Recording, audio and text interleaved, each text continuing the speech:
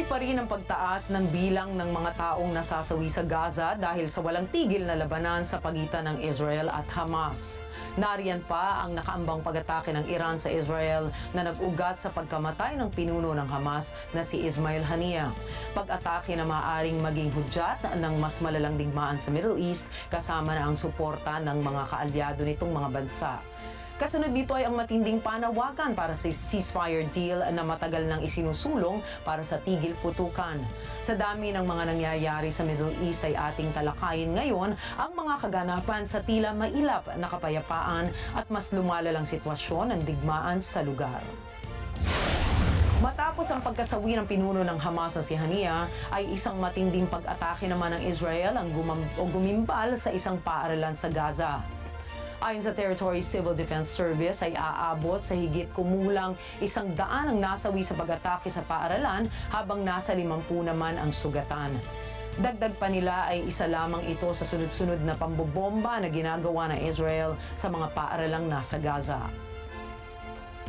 Una nang inatake ang Dalal al-Maghrabi School sa Shudaia noong August 1 kung saan 15 ang patay at 29 ang sugatan. Sinundan ito ng isa pa noong August 3 sa Hama al-Huda School na nakapagtala naman ng may 17 pagkamatay at 60 sugatan. Bukod rito ay nasa 30 naman ang nasawi sa Nasir at Hassan Salame School noong August 4 kasama ang nasa 19 na sugatan. Noong August 8 ay inatake rin nila ang Abdul Fattah Mahmuda at Az-Zahra School kung saan 17 ang nasawi, 16 naman ang nawawala at nasa 100 ang sugatan. Samantala, higit sa 100 naman ang namatay at 12 sugatan sa naging pag-atake sa Al-Tabin School noong August 10. Karamihan sa mga biktima ng mga pambobomba sa mga karatig na mga paaralan sa Gaza ay mga kababaihan at mga bata. You ever think, what if you were born in Gaza? What if the prisoner raped was your son? What if the children starving to death were your own? What if that woman killed was your daughter or your wife? What if the disease was riddling the body of your mother, your grandmother? What if that family that was blown into pieces or burned to death was yours? Killed in cold blood after running in desperation and hunger for months to survive. Ayon sa ulat ng United Nations noong July 6, mula sa 564 na mga paaralan sa Gaza ay nasa 477 na ang tuluyang nawasak ng mga pag-atake. Giit nila ay lumalabag ang Israel sa international law sa hindi nito pagbibigay ng ligtas na tirahan para sa mga biktima ng kaliwatkan ng digmaan sa Gaza. It bears repeating, there's no protection of civilians in Gaza. Alongside the relentless mass displacement within Gaza, many thousands of Palestinians have left and many more are trying to. As this conflict persists and lives are threatened daily, civilians must be allowed to seek protection. Those displaced must also be guaranteed the right to voluntarily return. What we're seeing in Gaza is the result of a war waged with pitiful, if any, regard for the requirements of international law. I share the Secretary General's and others' deep concern about violations of international humanitarian law being committed throughout this conflict. Samantala, inanunsyo ng Hamas ang bagong political chief ng grupo na si Yahya Sinwar matapos ang naging pagkasawi ni Haniyeh. Kinikilala si Sinwar bilang most wanted man ng Israel at ultimate mastermind ng Operation Al-Aqsa Flood na ngayon ay binabantayan ng iba't ibang mga bansa. Taong 1980 nang tumulong sa pagbuo ng internal security apparatus ng Hamas si Sinwar kung saan ay binansagan siyang Butcher of Khan Yunis. Nakalabas naman siya noong 2011 mula sa pagkakakulong sa Israel bilang bahagi ng palitan ng mga bilanggo at nagpasya ng manirahan sa Gaza. Kasunod dito ay kinilala siyang terorista ng United States noong 2015. Kasabay nito ay nagsilbi naman siya mula 2013 hanggang 2017 bilang chairman ng Hamas Political Bureau. Bilang na lamang ngayon ang mga natitirang senior officials ng Hamas na gaya ni Sinwar. Ito ay matapos mamatay ng mga pinuno na gaya ni Hania Salah Arouri noong Enero at top military commander na si Mohammed Deif noong Hulyo. Ayon sa head of the Palestine program na si Khalid El-Gindi ay maaaring mas maging marahas ang mga susunod na hakbang ng Hamas mula sa bagong pinuno ng grupo. Anya ay pahirapan ang magiging proseso ngayon ng ceasefire deal sa Gaza na siyang dapat na paghandaan ng Israel. Pangamba ngayon ng buong mundo ang matinding digmaan sa Middle East sa kabila ng mas malakas na panawagan para sa ceasefire deal. Hiling ng mga pinuno mula sa bansang France, Germany at Britain na maipasa na ito at nang maihinto na ang pagkasawi ng mga inosenteng sibilyan. He welcomes the mediation efforts of the United States, Egypt, and Qatar leaders, and urges both sides to rejoin negotiations and conclude the ceasefire and hostages release deal. The Secretary General reiterates his urgent appeal for an immediate ceasefire and the unconditional release of all hostages. He also again underscores the need to ensure the protection of civilians and for unimpeded and safe humanitarian access into and across Gaza. Sa inilabas na magkasamang pahayag ng mga bansa ay ninanais nila na maisara na ang ginagawang aksyon ng US, Qatar at Egypt. Layunin nito na tapusin ang nasa 10 buwan na digmaan sa pagitan ng Israel at Hamas na siyang magiging daan para mapigilan ang nakaplanong pag-atake ng Iran. Inabot naman ang ilang buwan ang proseso na ginagawa para sa ceasefire deal kung saan ay parehong pinakinggan ang mga kondisyon na inilatag ng dalawang panig.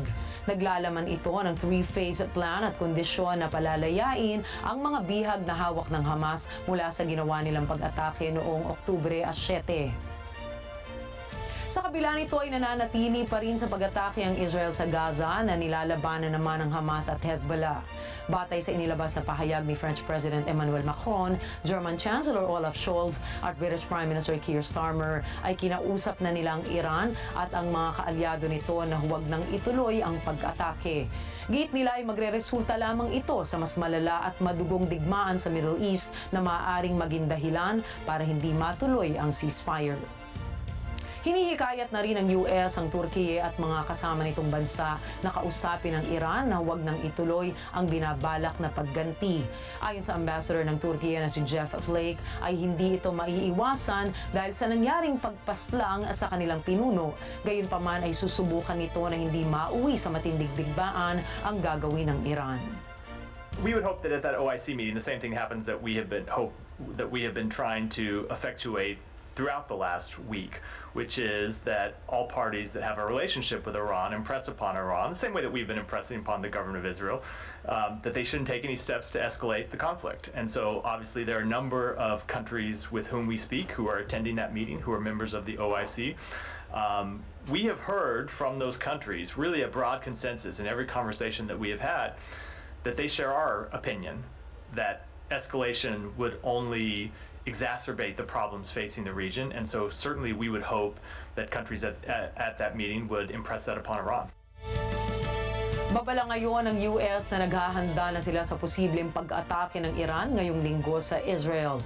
Matatandaan na nangako ito na susuportahan ng Israel mula sa bantang pag-atake ng Iran na nag-ugat sa pagkakapaslang ni Hania. Kasunod nito ay nagpadala sila ng missile submarine bilang bahagi ng paghahanda sa lumalalang tensyon sa Middle East. Sinabi naman ng US Defense Secretary na si Lloyd Austin na kasama sa kanilang ibibigay ang aircraft carrier. Bukod rito ay nagkita at nagpulong naman ang Pangulo ng Russia na si Vladimir Putin at ang Pangulo ng Palestinian na si Mahmoud Abbas sa Moscow.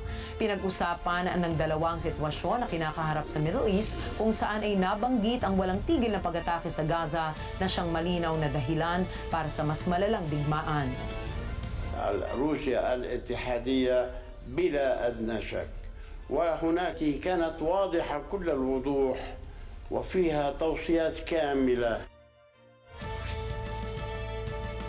Ayon sa Pangulo ng Iran na si Masoud Pezeshkian ay hindi na maiiwasan ang paglala ng tensyon sa Gaza lalo na at pinaslang ng Israel ang pinuno nito.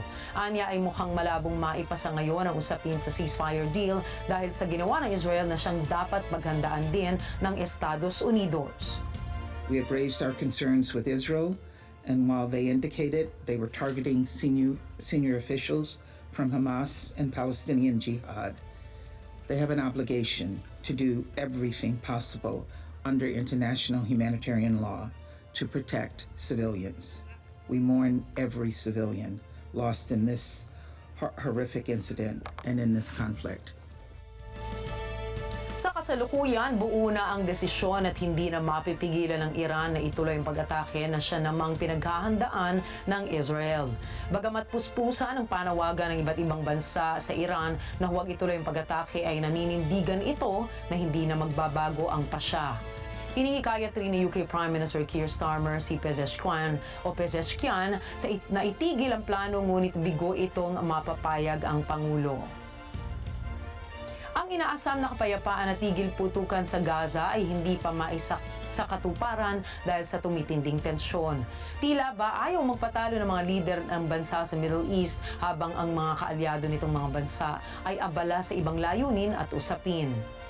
Lahat ay gustong manalo sa labanan ng teritoryo, habang ang nakataya naman ay buhay ng mga inosenteng tao. Mga buhay na hindi na maibabalik mula sa bawat pag-atake, na ang tanging iniiwan ay alaala at paalala na sa kabila ng digmaan, ang buhay ng bawat mamamayan ay dapat unang pahalagahan.